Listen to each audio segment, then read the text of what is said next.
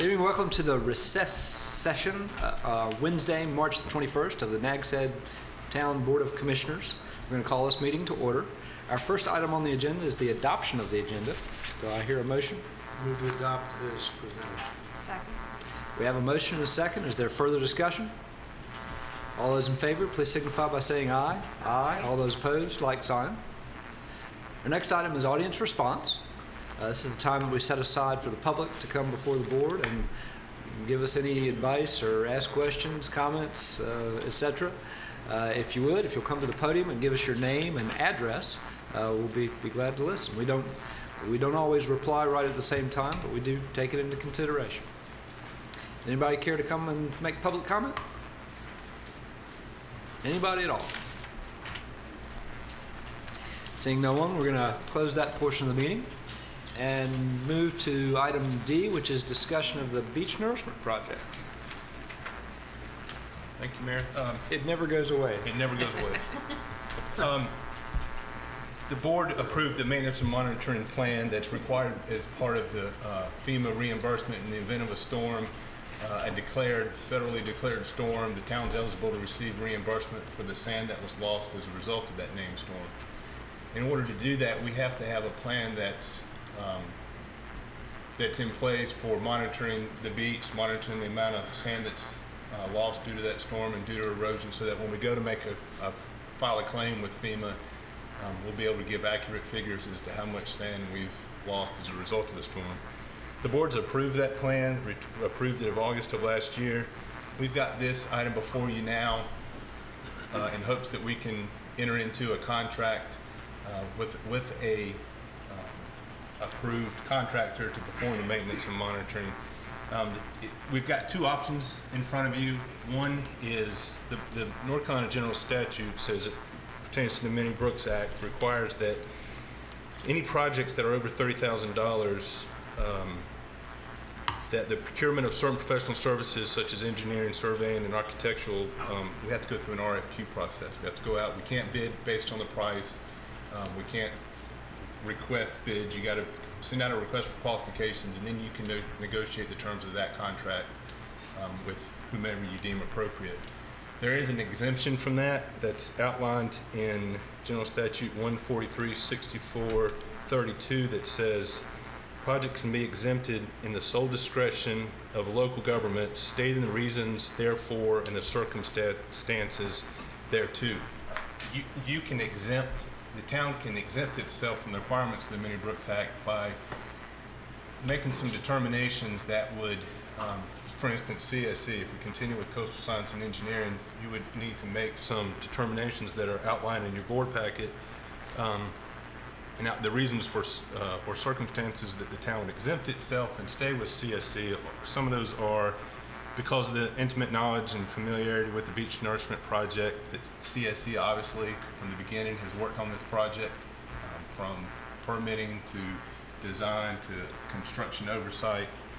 Based upon their previous participation in the project, CSC possesses all pertinent background data with respect to pre and post nourishment, beach and near shore physical profiles.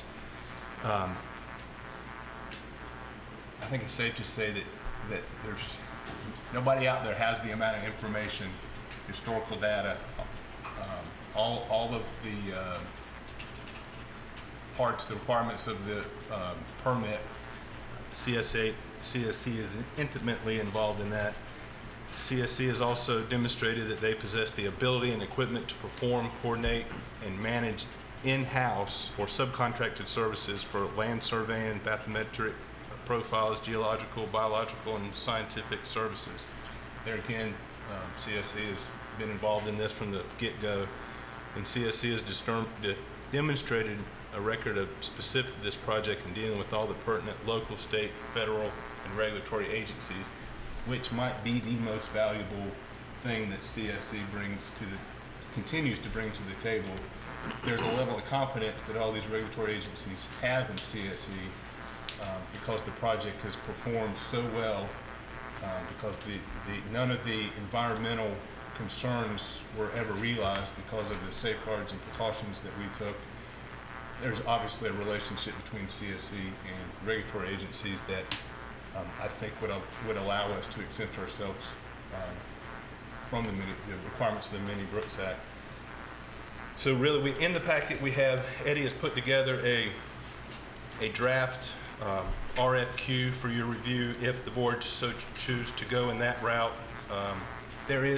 We've known from day one that we were going to have to enter into this agreement, so there's sufficient funding as part of the project for oversight. There's sufficient funding. We're looking at somewhere around $450,000 if we contract with someone for the 5 years of this project. And what we've said is to FEMA, our plan is that we will nourish after 50% of the sand is lost, or 6 years, whichever comes last. So this RFQ would carry us to that point. Also in your packet, you'll have a spreadsheet that Kim Kinney put together that will illustrate to you that there is sufficient funding. And then also for your review, we've included the provisions of the Mini Brooks Act. Eddie's been working on this. He's here. He can help answering the questions that you may have. But really, it comes down to one of two things. You feel like you're safe in exempting us from the general statute requirements, or we go out to an RFQ. What we're looking at, hopefully, is what we've said is that we would monitor the beach in June. We'd have an accurate reading before any storms might happen, and then we would immediately monitor right after a name storm. So hopefully that gives you enough background to tell you where we are. Thank you very much, Cliff. Questions for Cliff? Yes, ma'am. Cliff, if we were to stay with CSME, are they going to do the monitoring themselves? Or are they just going to sub it out to somebody else to take something off the top for their cost? No, they will. They've monitored every project except one that they've been involved in, and I don't. There may have been a relationship that entity established with an educational research university or the Corps, but they have, and I think it's customary for those that permit it and design it and oversee it to monitor and maintain it. They would not. Tim and HK are both registered PEs in the state of North Carolina. They're corporately certified in the state. They do not hold a PLS survey certificate, but they don't have to. Tell me what a PLS certificate is. Sorry. Professional license survey. They take the same measurements. When we did the nourishment project, Great Lakes hired a PLS to do the before dredge and after dredge surveys, and then Coastal Science and Engineering also takes their own data, and then they can cross-reference it. And so no, to answer your question in a long way, they won't sub out any of this work. Not required to. Mr. Sapp, any question? Cliff, I'm still not clear. Is this monitoring done annually? Is it every six? What kind of report does the board get back? Good enough. Okay. Good evening. I'll say right off the bat, I shaved my head at a fundraising event, in case anybody's wondering about that. Well, who are you? That's a very good question. Eddie Valdivieso. I tell you, Eddie, I did a double tag. Yeah. I'm a mini Ralph. The monitoring plan calls for an annual survey of the beach and of the near shore out to depths of roughly 19 or 20 feet. So that will happen once a year. And it also calls for gathering soil samples or sediment samples and analyzing that. That's a real general overview, but the advantage that CSC may have over somebody else is that all this information builds upon the old information, and they update their report every year and move it forward. Thank you, that helps. There's some other parts that would be a part of the contract if they were necessary, such as the compaction test that we just recently took. We're hopeful, very hopeful, that we won't have to continue to do that. So whatever direction we go, those are the type of things that we would negotiate in a contract.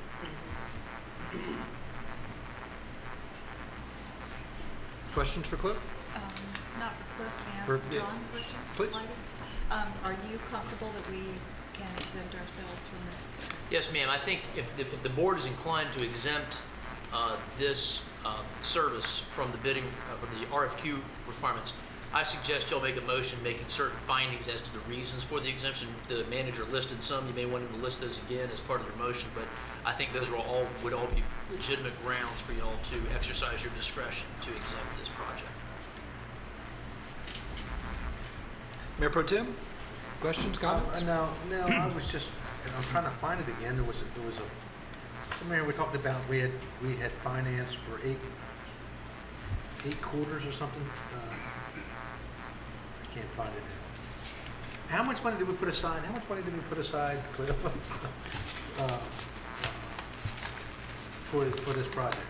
Kim, would this be contingency? Yes. Okay. The on that sheet, it's on the board there. If you look under expenditures, contingency, I believe is that 1.9? Yeah. So that figure there in contingency would be more than ample amount of money to cover this expense. Well, I mean, I certainly remembered from the get-go Right. about having put together the plan, and I unless somebody else does, I don't have any problems with CSE. So, I mean, I just soon go with the company that we have gone with through the project. That's all I got. And you've got remaining funds in contingency are sufficient? Yes, sir. We used part of that for the outfalls, didn't we? Yep. That's up to date? When we had a fairly good idea how much the project was going to cost, contingency started at about $3 million. We've used it for the outfalls and some of the monitoring that has been required, and predominantly so far for the outfalls.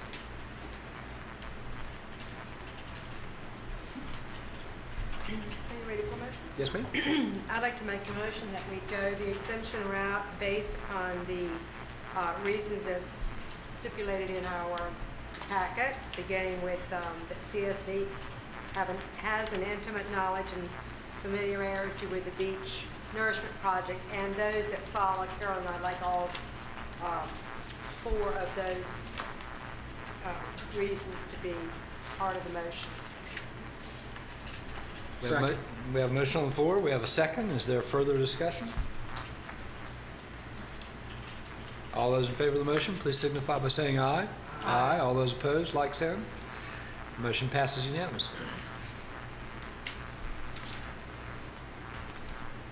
Next item is item E, a request to apply for non-matching government access channels committee grant. Now, Mayor, if we could, we'd like to have Roberta come up and yes, sir. do the presentation. Did y'all change the sound system somehow? Because it sure is, There's feedback sounds different to on me. it. Yeah. Sounds good out there? Okay. We don't need that grant for the sound system yet.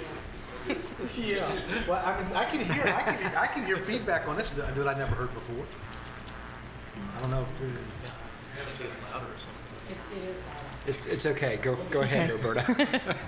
There goes that grant, okay. Good evening. Tonight, we'd like to ask for your consideration to apply for 2 non-matching grants from the Government Education Channels, Access Channels Local Programming Development Initiative. It's quite a mouthful. Very nice. Thank you. As you know, I've been mentioning to you the past few meetings that we have we can apply for up to $20,000 in grant funds this fiscal year from this initiative.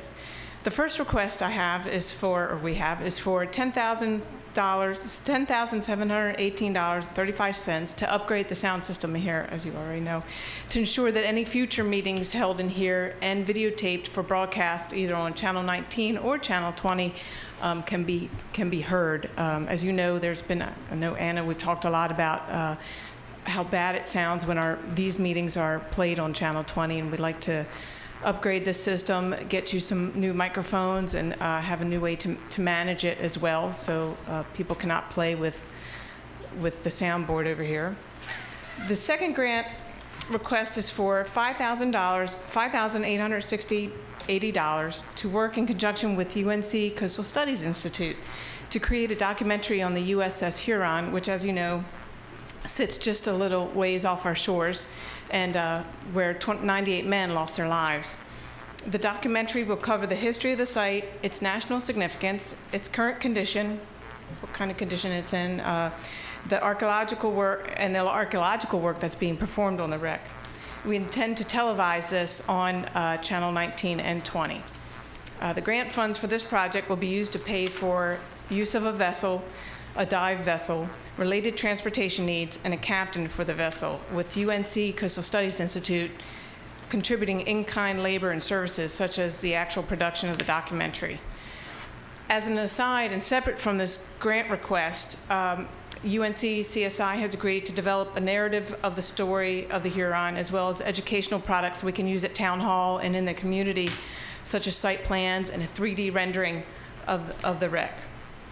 John McCord from UNC Coastal Studies Institute is here if you have any questions, and obviously I can be happy to answer any questions you may have.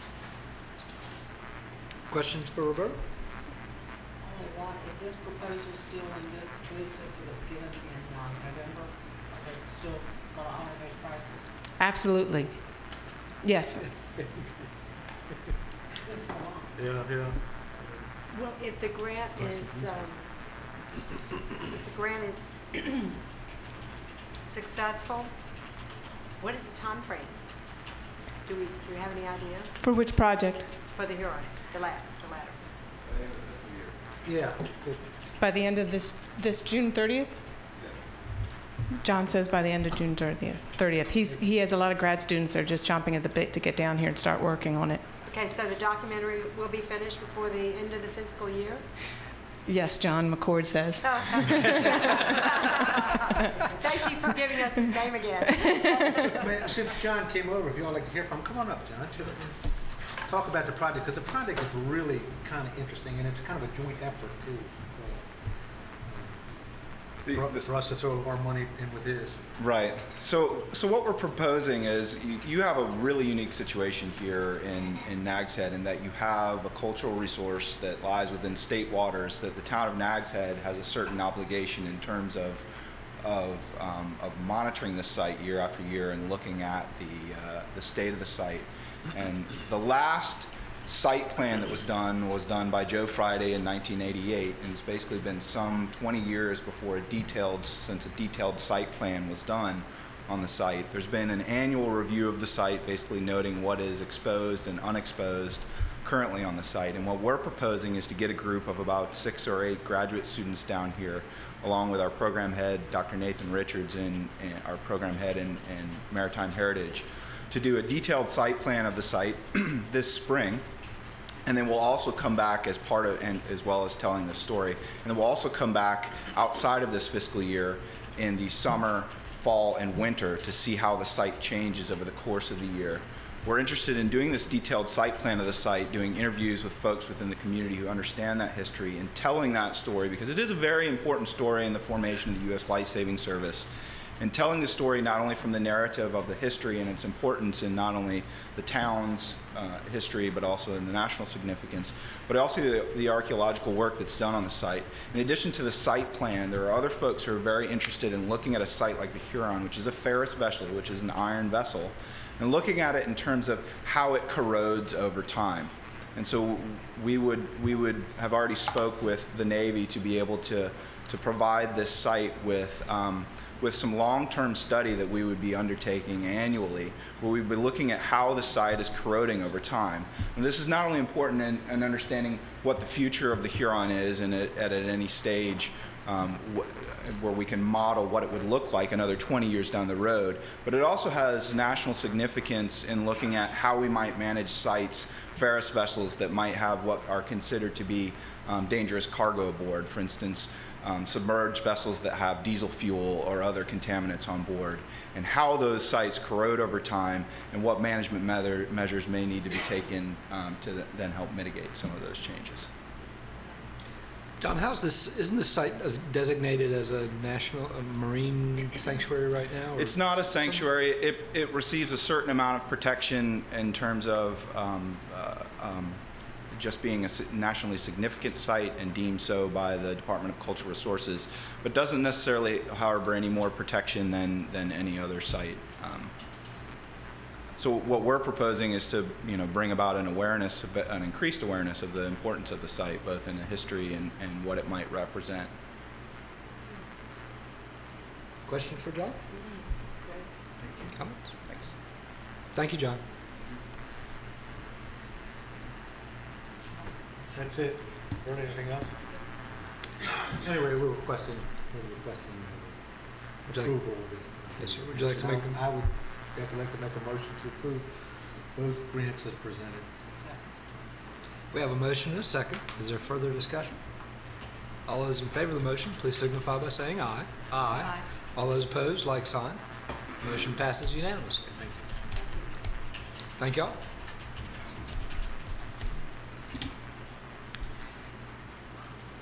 Items referred to in presentations from the town attorney. The only thing I have is a request that we enter closed session at the appropriate time in order to discuss the Sansota and Cherry litigation. And there was also, I believe, interest in discussing potential acquisition of real estate. There's 4 properties listed on the agenda. I asked them to go into closed session at the appropriate time to discuss all those things. Yes, sir. Just briefly wanted to say the Outer Banks Hospital is celebrating their 10-year anniversary of being open. Today there was a series of wellness events, open house at the hospital, and our police department co-sponsored an event with the sheriff's department. They had a very successful drug drop where folks could come in and drop off their unused and unwanted prescription pills. So I just want to say congratulations to the Outer Banks Hospital. We've teamed up on a lot of wellness initiatives. We've got the Couch to 5K race that the hospital is sponsoring, and we've got 34 town employees that will be competing in that race against the other, competing and winning that competition against the other towns. Also wanted to, I know there's been 2 areas of concern in town, that being the Ocean Outfalls, which is really what tucked Eddie's hair, I think. The Ocean Outfall project is complete. There's still some cleanup that Coastal Marine Structures has to do. But the biggest concern that's been left is based on the design that the DOT put together. There's some exposed bolts. Not only are the bolts exposed, but the concrete caps are also been exposed. Eddie worked real hard with DOT and Coastal Marine Structures to get what you'll see is 2 piles at the end of, out in the water, at the end of each of those outfalls. Are the ones in Soundside Road on? Okay. Those are in. There'll be signs there. But what DOT is going to do is cut those bolts off, and they're going to put some delineators, reflective delineators, from the surf back up to the dune, so that they can mark and people will be able to see where those outfalls are. So that'll be taken care of hopefully before Easter. The other unintended good consequence that we've had from beach nourishment is the amount of sand that's the beach looks great. And I know Commissioner Sanders had a chance to go out and ride it last week. The beach is looking really good. We've had the dunes are building up, but there's some sand on walkways, on the town's accesses. There's some concerns about homeowners and the amount of sand that they have on their walkways. Staff's meeting with CAMA in the morning. I think it's a pretty simple fix that sand just goes back out in the frontal dune. It can't be shaped, it can't be manicured, it gets just dumped back out on the dune. But staff's going to meet with CAMA tomorrow to make sure we're advising the public correctly on how to deal with those issues. Then the other thing I just wanted, we had a promotion in the fire department yesterday. Wanted to congratulate Phil Wolf for his promotion to captain. So congratulations to Captain Wolf. Questions for Cliff? I do have one thing. The hospital is sponsoring a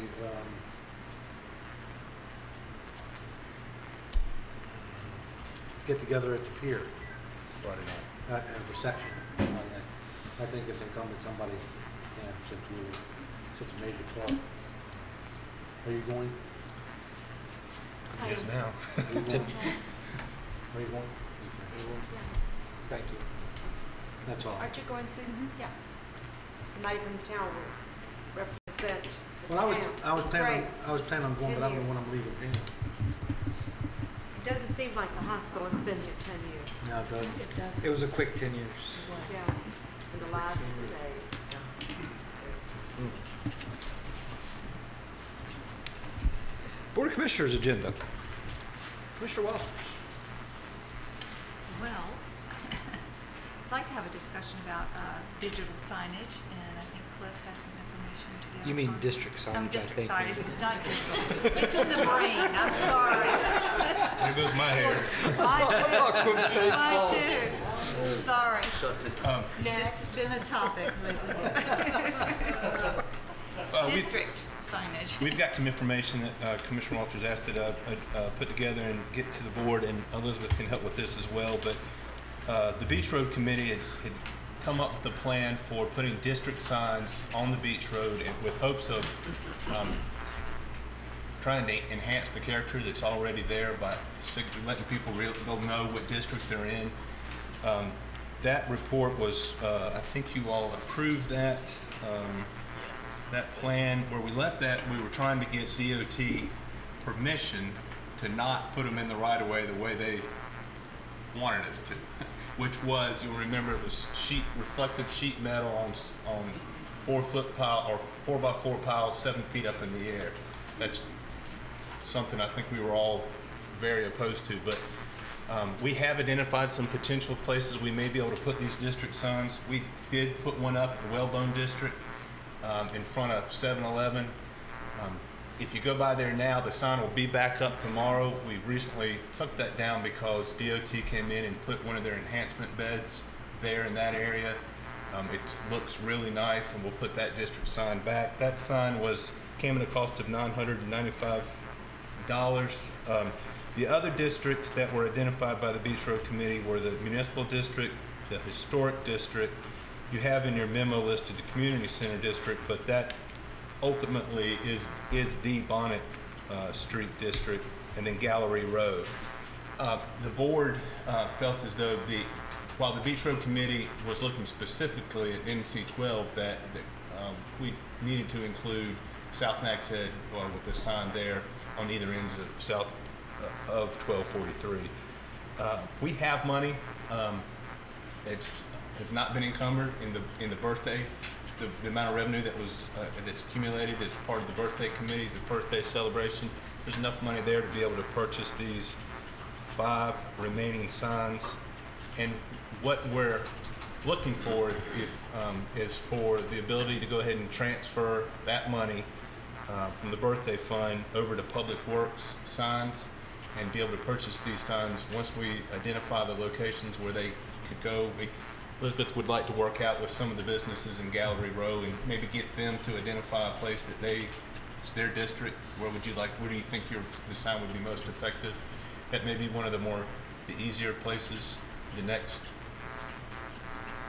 place we may look at putting one in, but we want to go ahead and look at putting them all in. And we have sufficient funds, and we feel like this is something with the board's approval we can get done in pretty short order once the locations are identified. Questions for Cliff? I have one. When you say putting them all in, are these all on the beach road, or do we have? I know the committee had talked some about some being on the bypass and kind of drawing people in. It sounded like DOT had more objection to signs on the bypass than they did on signs on the beach road. I believe it's going to be less restrictive on the beach road than on the bypass. On the bypass, I think we may be held more stringently to the requirements of signs on the bypass with the reflective metal and the 7 feet up. And I'm not sure if we accomplish what we want by doing that. The whole idea of the Beach Road Committee was to get traffic off the bypass, direct them to the beach road, so we could establish that, that presence. But we can continue to look at that, or we can use these funds in that manner. And did we have a design for the South Nags Head sign? Do we have that up? No, the the entrance to Nags Head sign there at the maintenance area, it's off this map, disappeared. And we're going to need to replace that sign. And our thought is perhaps we can, in the replacement of that, coordinate some on the sign, some type of acknowledgement of South Nags Head as a unique district at that entrance. But we'd also like to suggest that you might want to have an additional South Nags Head sign somewhere in the vicinity south of Whalebone Junction as you sort of enter into South Oregon Inlet Road. The idea with the signage is actually to make drivers and pedestrians and cyclists along that road aware of districts and neighborhoods. And this is in support of those goals of trying to support neighborhoods and to encourage sort of that unique character of each neighborhood. So for South Nags Head, it seems like on South Oregon Inlet Road, there might be 2 opportunities for district signage, entry points. As you head up north, and here's the Beach Road plan map, the Whalebone Junction sign, obviously we have our sign there. The municipal district was the area around Town Hall and the Station 16. I would say that that's probably not, in terms of supporting our local neighborhoods and visitors, that might not be as critical a district to recognize right off the bat. The historic district, I would recommend 2 signs, north and south. It is tight in there. We would have to work either closely with DOT to find an acceptable sign design along the lines of historic district signage, and that matches what the town's signage pattern is, which I think can be done. But there's also potential opportunity to work with some of the property owners if someone would be willing to give us a small easement right beside the bike path on the south, and perhaps to the north where travelers would be traveling south on the west side of the road, we could use some right-of-way that's between where the NC-12 and US 158 sort of get pinched together near the lifeguard stand. There's some space there we could use as well. And then heading north, you have what in the Beach Road plan was identified as the community center district, but as Cliff mentioned, people I think call that Bonnet Street essentially, and we of course have the Bonnet Street access.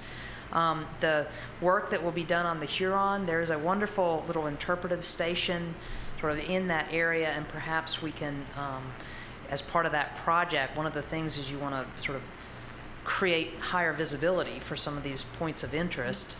So maybe we could do something with the design of that sign. And then Gallery Row is another priority area I wanted to point out to you because it is so unique in terms of the type of businesses we have and the fact that it is an attractor. Some people will come for these galleries, and there's not a lot of directional signage to get you there, and there's several entrances into Gallery Row.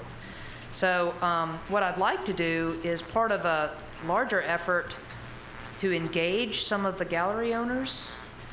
I'd like to hear what would help them create more visibility for their neighborhood, what would support the roles of galleries, and get their input on signage and the location of signage and perhaps the design. So for Gallery Row, Mayor, to get back to your previous question, we might want to include signage on both the bypass and on the Beach Road. In other words, all the entrances into that district. So it was good news to hear that there's some funding left over from the birthday committee, and we very much appreciate the opportunity to move forward on a more specific signage plan and to work with some of our local stakeholders and pin down exact locations and designs and move forward. I think it could be an exciting project. Mayor, I seem to recall the sign committee did incorporate South Nags Head, because I think it was kind of left out in the beginning when the signs were proposed. And what my worry is that if DOT kind of nicks in the works one of these signs that we've already paid for and doesn't find a spot for us to put it, that we've spent that money on something that we're not going to be used. My point is, South Nags Head needs one sign coming in from the south and one going down Elizabeth Wright, right around Whalebone, you know, the motel. I think we need to get, for sure, we need to get DOT to approve where we can put these signs, how far up they're going to have to be, because we don't want the metal signs, so they can see what we want, because that one there at the 7-Eleven, which is not there right now, but was there, they can see what we're doing. Get approval for where we can put them, and then as the money is available, and I think it's great that we take any remaining birthday funds for that, then we start ordering signs. I would just hate, do you see what I'm saying, Yes, Cliff? ma'am. That's my suggestion. And I did think, I heard Cliff say that they were going to get the locations set with DOT before they ordered. Before they order the signs. Yeah. We don't have to order all 5 at one time. No, I would see this as sort of a pay-as-you-go project. I mean, with your permission, we could actually be more proactive in finding these locations and clarifying some of the designs. Adam Baldwin, who did the Whalebone District sign, was wonderful to work with. We'd like to engage him to sort of maintain that similar template, so to speak. And I think we're going to have some choices. For example, here in South Nags Head, where you were talking, you know, here is the DOT right-of-way, and so we would be limited to some DOT specifications along there, and we'd have to get an encroachment agreement. But we also have this beach access, and then we have some public space right here. And it could be that if DOT doesn't get us where we want to be right here, perhaps we can carve out a space for a sign right there. And similar, as you go up the beach, I think there are some areas where if it doesn't work on the right-of-way, perhaps we can find a nearby beach access that might work. Where we don't have beach accesses or right-of-way, for example, the historic district, perhaps we could find a willing neighbor or business that would work with us.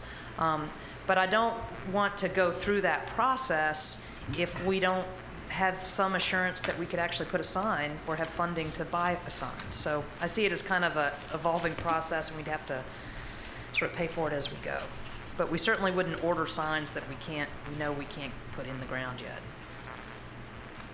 So is Susie looking for us to go ahead and move the funds that are available into Public Works sign and future revenues from there, so that you have money to work with as you get permission to put a sign up? Is that what you're looking for? I would prefer that. The committee, do you have a picture of the current Whalebone sign put up? I think, yes.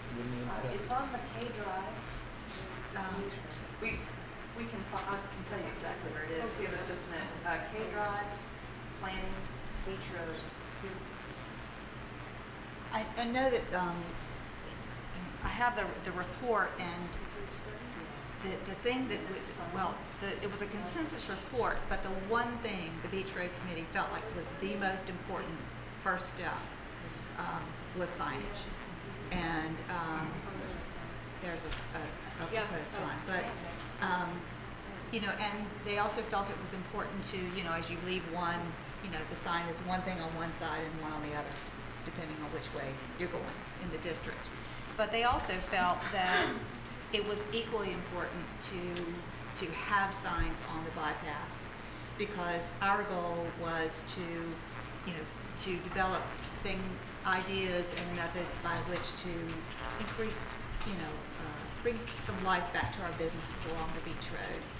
And it's important to recognize those districts. And if you're on the beach road, that's wonderful. You realize that, oh, this is a different district, and this is the historic district. Let's look at these homes, or just see the unique character of our community, but also to direct people from the bypass to the beach road to realize, oh, there is an art gallery district, And that sign, if there's an opportunity to put one on the bypass, that's probably one of the most critical signs to, there's the little brown sign that says Gallery Row, but that doesn't help much. So if we could take the funds and perhaps any future funds and allot it toward district signage, I think that would be a really good idea. And we can, or at least to Public Works, you know, for that.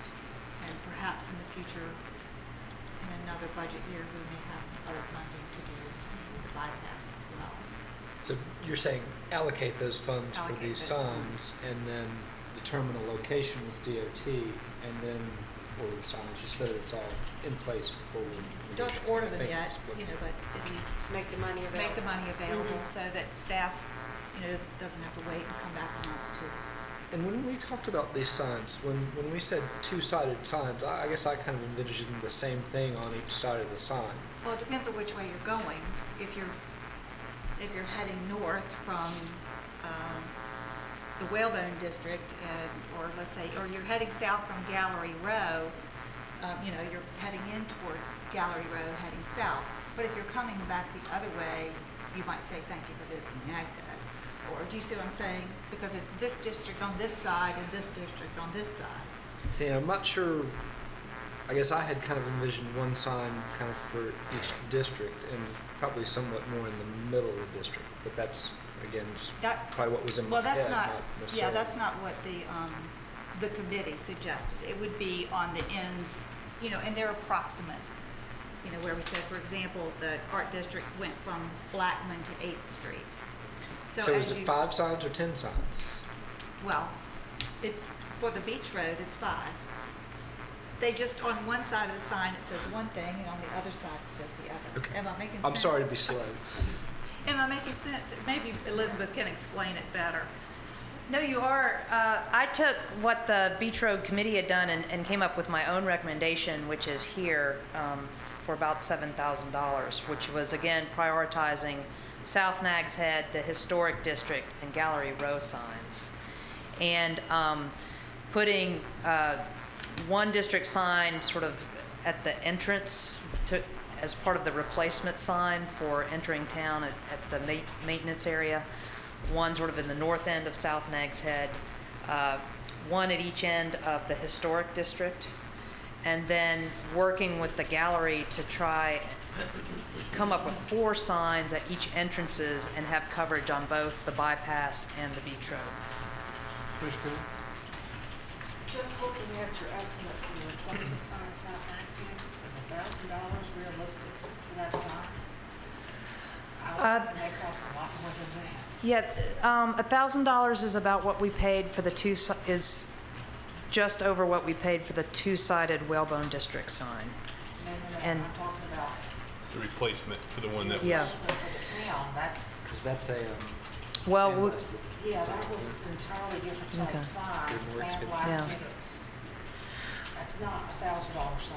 right. Well, initially, this estimate came about just for doing the South Nags Head entrance, and when the sign disappeared, I sort of added that slash. But we probably, if we need to up that amount, we don't have a cost estimate for replacing that sign yet that I know Well, of. actually, Public Perhaps. Works could tell you, because we would have that in our record somewhere, I think.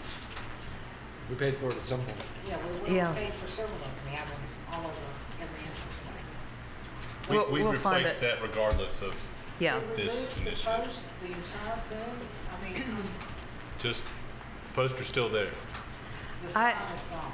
Yeah, I imagine it's in a fraternity house somewhere. I would not think that the cost of that sign, replacing that sign, would come out of the birthday funds. It won't. So so you could take that 1,000 and do another district that's a sign. big weight to That's it. what I'm saying. Yeah. Yeah.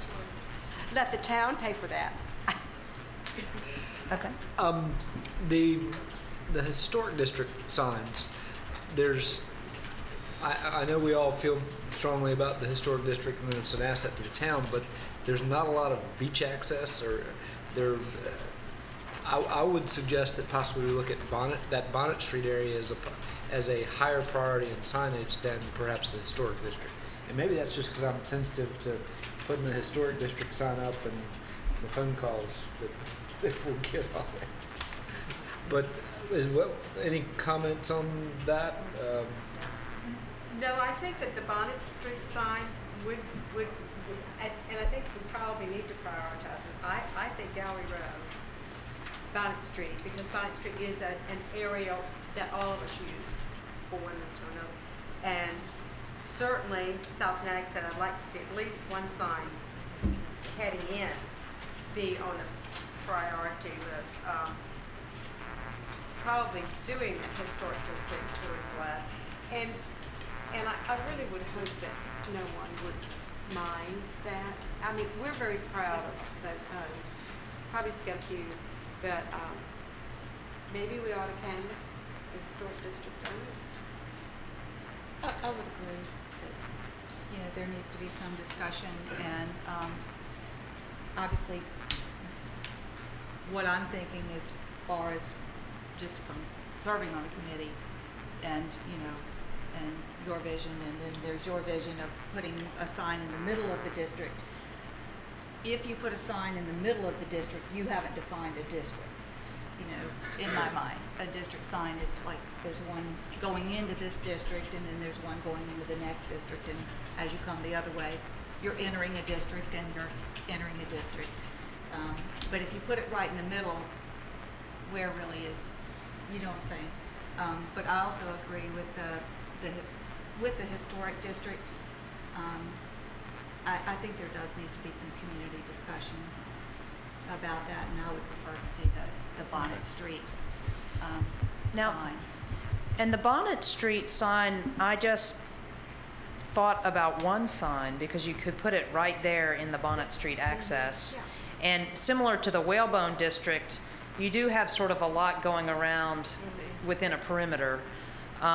There's the Whalebone District sign. This was decorated for Halloween, and it'll go back in. And that's another thing that these signs provide, is an opportunity or a centerpiece for neighborhoods to do seasonal things or dress up their neighborhood a little bit. And Bonnet Street, I think we could do something similar to this with just one sign, knowing that it serves sort of a perimeter area, whereas the historic district, which is truly a linear district, there's a clear entrance and, you know, a north and south end. It would make sense to me to have two sort of smaller scale signs. I think it's going to be, if we do it, I mean, my support would not be to do the historic district for some time, do that last if you can do it. There's virtually no parking, so as far as trying to attract someone to that district, it's just a visual thing. It's not, oh, come here kind of thing. What I'm hearing is we'll knock out Gallery Row, South Nags Head, and Bonnet Street initially and work on if and when historic and municipal. Yeah.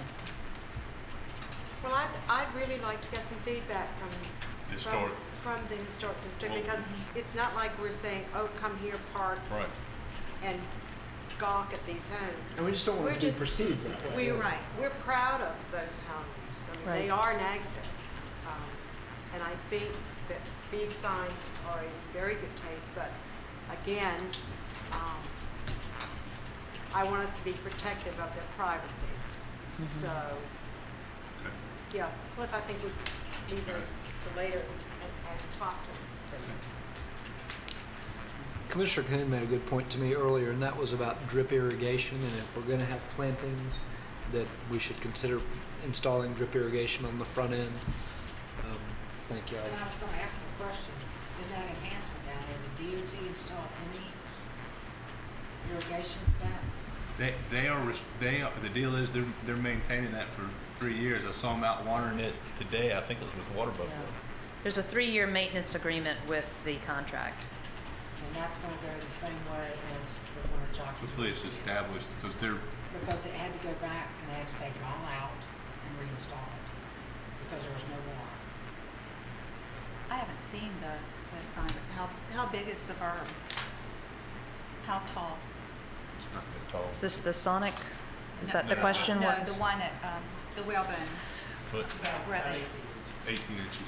okay. I mean, if you look in the middle of Whalebone, as the intersection goes away, or where they put all the daylilies, you only see one side that has daylilies anymore. All the other daylilies are dead and gone.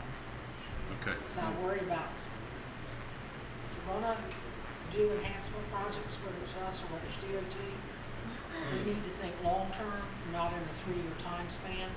Okay. Because at the end of 3 years, to me, it's just a waste of time and money to do something in the short term if we're not committed to the long term.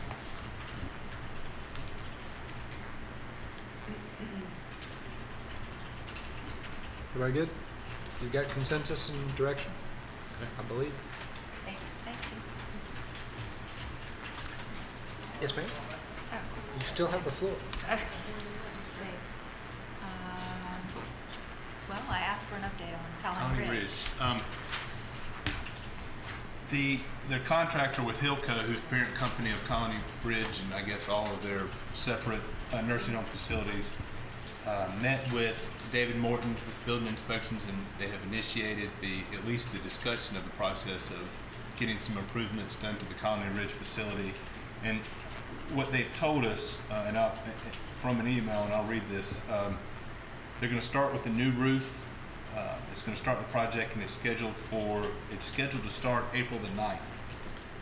They've indicated their intentions are, this is what they're planning on doing to the facility. Strip the wallpaper, replace sheetrock as needed in resident rooms and bathrooms, paint, replace cove base, install wall protection, and refinish the wardrobes. Same will be done in the corridors. They plan on converting some of their semi-private rooms throughout the building to make more privates available. The 500 hall, which I think is the Spark unit, is that correct? Which is the right-hand side of the building, will be done last, and all of those semi-private rooms will be converted to private, making 10 private rehabilitation rooms. That wing of the facility right now is vacant, not being used at this time. The existing dining room will become the new rehab gym, and across the hall, the existing activities, lounge, and therapy rooms will be opened up to make a new living and dining area for residents and families to enjoy. Just outside of this area, we'll redo the existing courtyard into an area that residents, families, and staff can be proud of. The existing drive-through canopy will be closed in to make additional administrative areas and to make a very welcoming lobby for residents and families. A new drive-through will be added to that for transport and arrival for folks out of the weather. And they also hope to do an awning from the 500 wing to this new area for transports of residents and convenience of staff. So they'll have two entrances, I guess. The parking lot will be resurfaced and restriped, and the dumpster pads will be enclosed and gated out of sight. And the present storage and maintenance shop will be demolished. So this is what they've indicated to us as their present plan for improvements. So it's on the record. Did they indicate whether or not that would be completed in that 18-month time frame?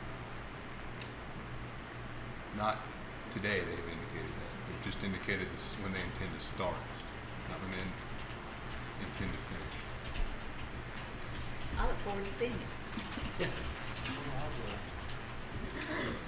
Other questions? They are going to do the roof first, is that right, Cliff? Yes, ma'am. Beginning in April? Yes, ma'am. And by their contract, they have how long to do this 1.5 million improvement? Is it 3 years? 18 months. 18 months. So, I mean, it looks like to me it's a very Ambitious. full-scale remodel, which is great. What if they can get it all done in 18 months? But it'll be nice when it's finished. They own a construction company, so they'll get it. Well, then it shouldn't be too difficult. That does resolve some of the issues It about the does. contractor showing up Yeah. anyway.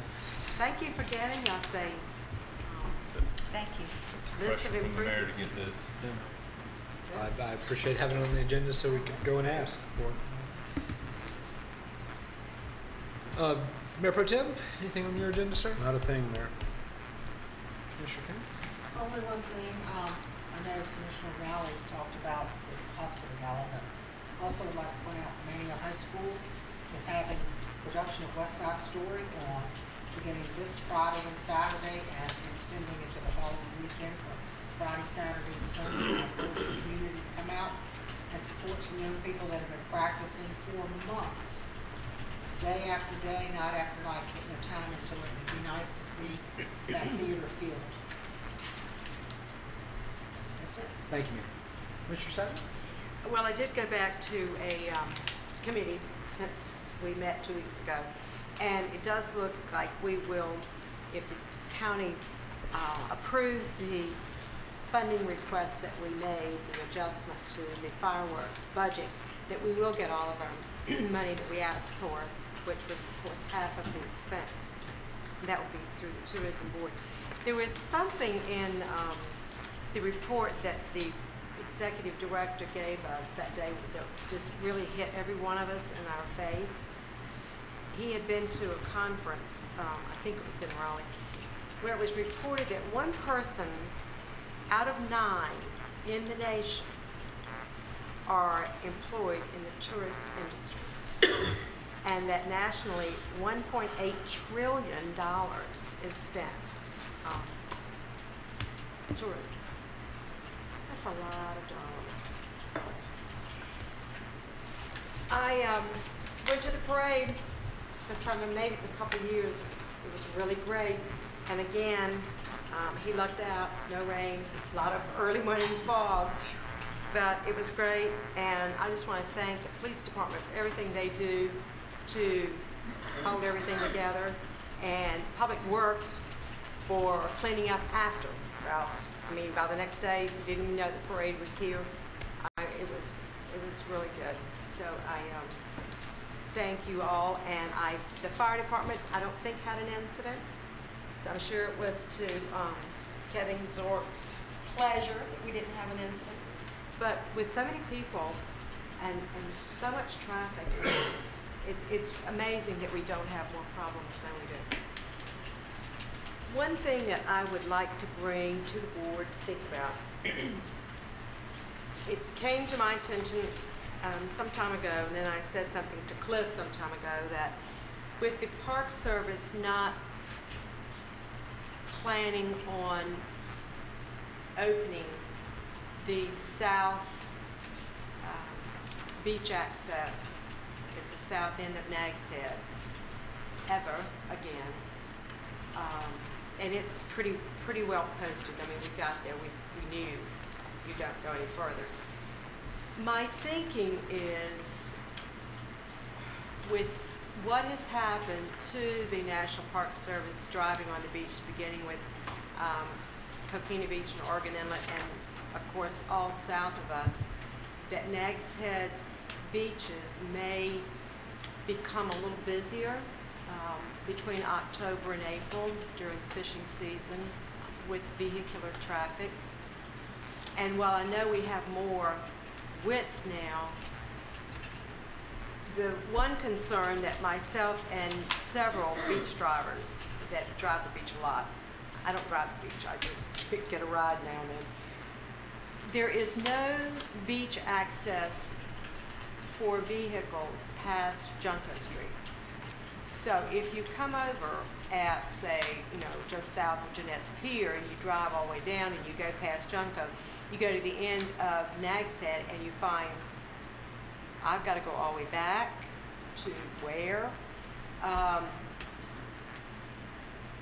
What I'd like to see the board discuss and either approve or not is the possibility of Cliff going to the Park Service and asking them if they would allow the town to maintain that southernmost exit off.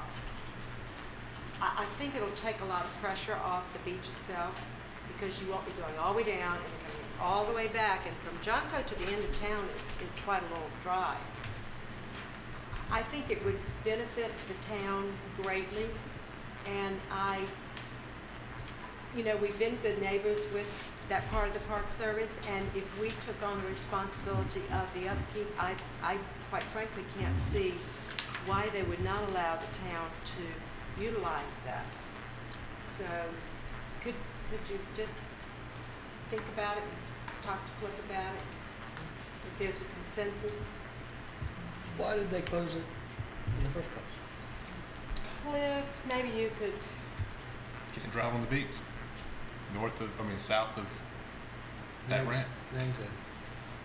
see, I think what happened is years ago you could go over there and then go south. And then years ago they closed that portion of the beach. So you went over the beach at Coquina Beach itself and then drove south. So since you couldn't drive south, I think their reasoning was, why keep it open? That's right. But Clifton then asked them to allow us to use it during the, I think it was the surf fishing tournament, take some of the pressure off, and they didn't, they couldn't at that time let us do it. But I'm just saying that this would be something that could benefit Nags Head greatly, and if we took on the expense, I don't see why it would harm them.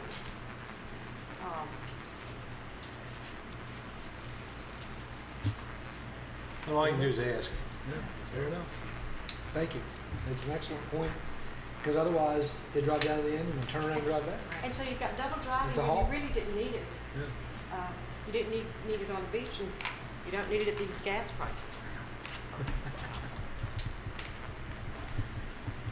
That's all I had. Thank you. I'll echo the thanks for the parade, and also I think we had a great March weekend, and partially because of the parade, but also Taste of the Beach was a wonderful function. Anna got the chance to serve as a judge. I didn't realize she had to stay in the kitchen the whole night. But that sounded like a fun judging job anyways. Tasting 23 foods, and we were warned, don't taste but one bite, and thank goodness they warned us.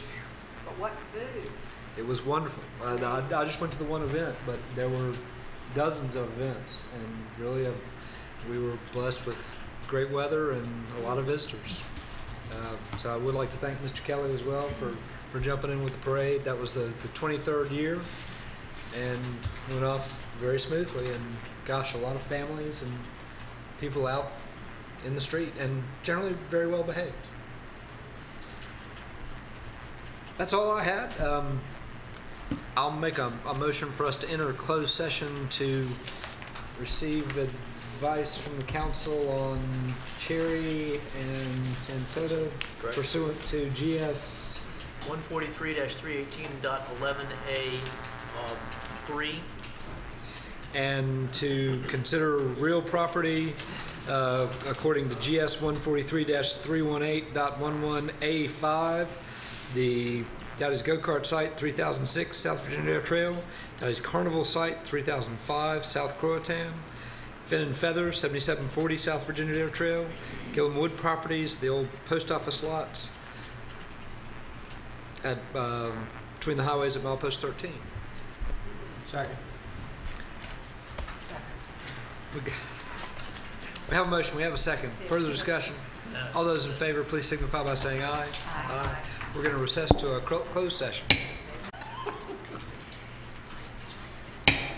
We're going to come back into open session after a brief closed session. I'm going to ask our attorney, John Lighty, to report out on the actions from our closed session. Thank you, Mr. Mayor. The board did discuss the 2 litigation matters that they went into closed session to discuss with the board's attorney. Also discussed the potential acquisition of property, gave instructions to the town's negotiating agents, but no other action was taken. Thank you, sir. Is there any further business to come before us tonight?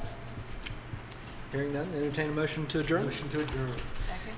We have a motion and a second. All those in favor, please signify by saying aye. Aye. All those opposed, like sign. We're adjourned.